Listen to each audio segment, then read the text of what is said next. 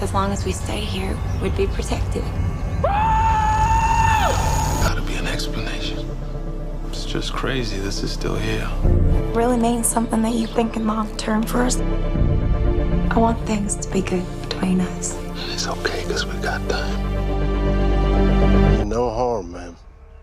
My name's Caleb. This valley survived like you and I did because we have faith. So what's your plan? Found out a lot of stuff about you. I was sick of being on my own. Jealousy doesn't suit you, Sarah. I love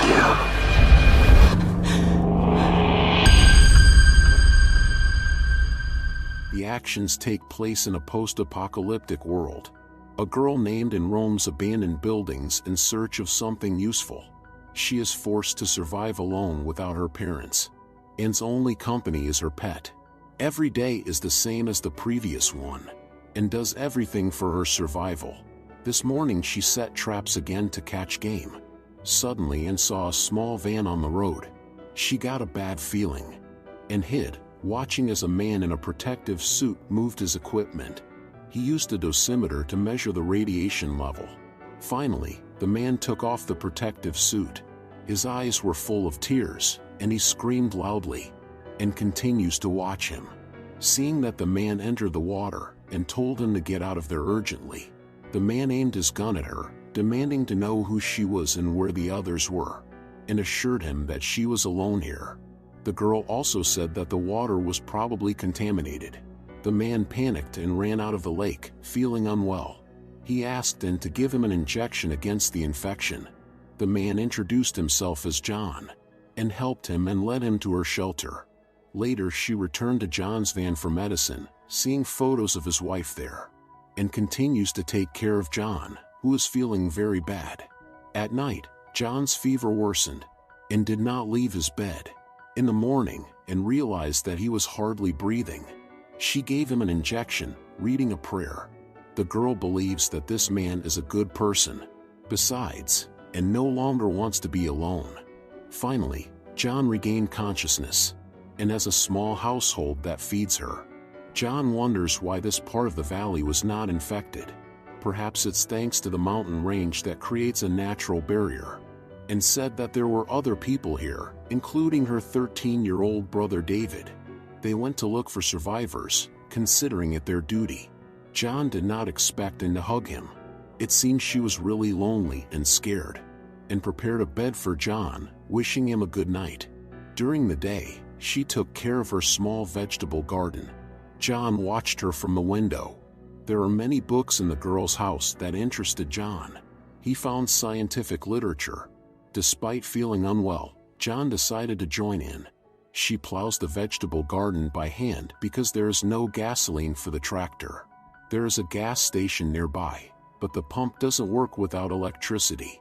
John came up with a way to start the pump manually, and is happy because it will make her job easier. In the evening, Anne and John had dinner together, as usual, and prayed. She thanked God for allowing her to survive. John told Anne that he used to be a design engineer and worked at a government facility. He survived only because he was in a bunker at the time of the disaster, and guessed that John left the bunker to find his wife. But he said that the woman was not his wife, just a friend. John wanted to find a place like this, but he no longer believed that it existed. Time passed, Anne and John were getting closer. One day John watched as Anne swam in an uncontaminated pond and caught fish. The girl grew up on a farm and therefore knows a lot of things. She told her new friend that last winter was very harsh, and could barely survive it. If the generator hadn't burned out, it would have been much easier. Learning that the girl had a generator, John immediately set about repairing it. The damage was serious, but John had an idea. They can use water streams to generate energy. They need a wheel for this. John wanted to use the doors from a small chapel, but Anne was against it. Her father built this chapel and preached here every Sunday, and believes that only thanks to their faith did God allow this place to remain uncontaminated. John, being non-religious, tried to convince the girl that electricity was much more important for them in this situation than superstitions.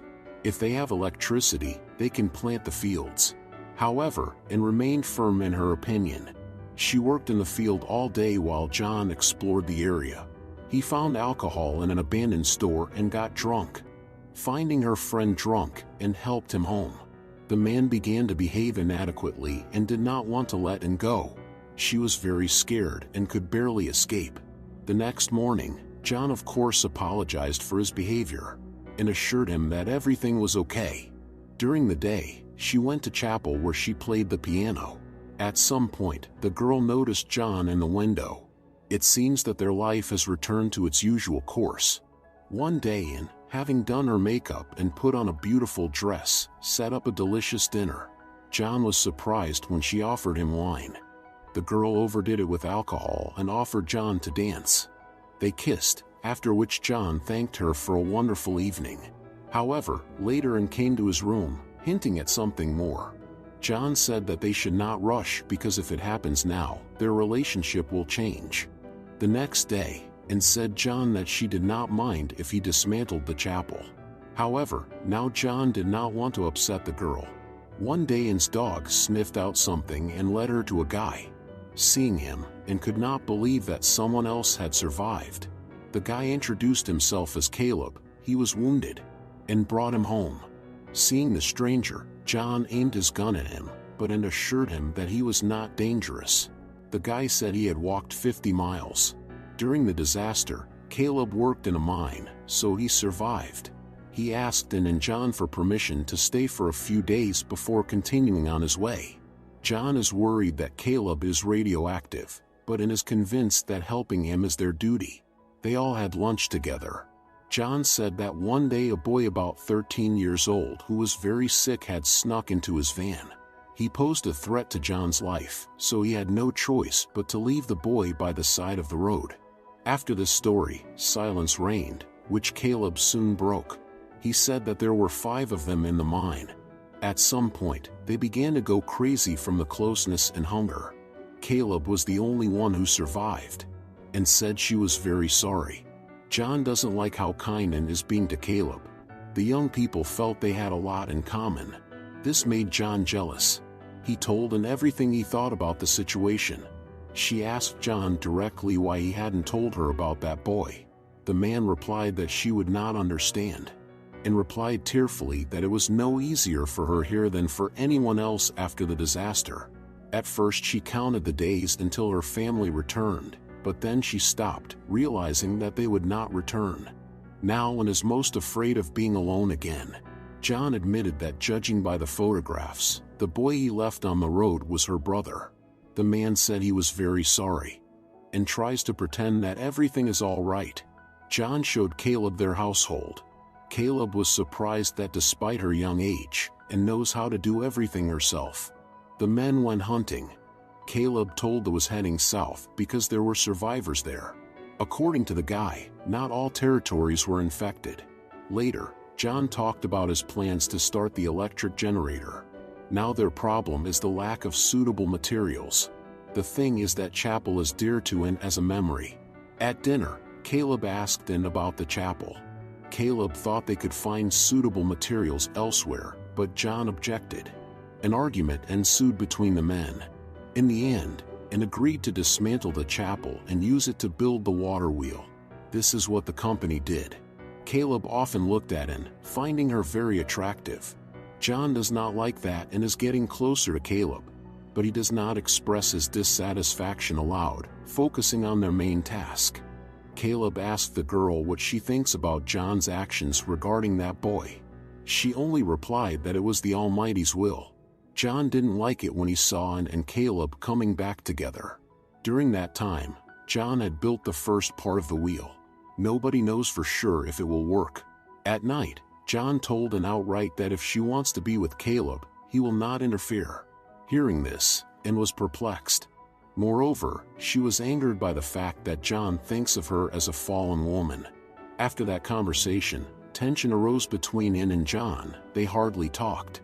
John still does not believe Caleb's words that there is a city in the south where survivors live. The wheel was almost ready. In the evening, the company raised their glasses for a job well done. They drank and had fun. Sometimes John felt like a third extra. After getting drunk, the company went swimming. Caleb always swam next to Anne, trying to attract her attention in every way. As they were walking home, John called out to Anne and confessed his love to her. She seemed happy to hear it. John took her hand and led her home. However, when John fell asleep and went to Caleb in the morning and tried to act as if nothing had happened, but when Caleb sat next to Anne and began to flirt with her, John understood. The girl, who felt very ashamed, hurried to leave under false pretenses. The men had breakfast together. Caleb behaved deliberately friendly. Later, Anne saw them leave together to finish the wheel. John told Caleb that he had conspired with Anne. She had deliberately flirted with him to keep Caleb here as long as possible because they could not have built the wheel without him. However, Caleb laughed, not believing John's words. He was convinced that John was just jealous. Caleb also admitted that he didn't really believe there were survivors in the South. Despite everything, the men had to work together to achieve their common goal. Finally, they installed the wheel on the river. At some point, Caleb slipped and almost fell, but John managed to catch him just in time. However, Caleb stumbled again. His life was completely in John's hands, who held the rope. Later, John returned home and said she was sorry. She realized that she had acted wrongly, but on that night she had succumbed to her feelings, and was shocked when John told her that Caleb had left, taking his protective suit. And unable to hold back her tears, went looking for Caleb, but he was nowhere to be found. She doesn't understand why he left her. Meanwhile, John wanders through what is left of the chapel. The generator now works, so they have electricity. At some point, John approached the edge of the cliff. He now had to live with the secret he was keeping, and constantly cried, unable to stop thinking about Caleb. Later, she played her piano. John came in and silently listened to her music.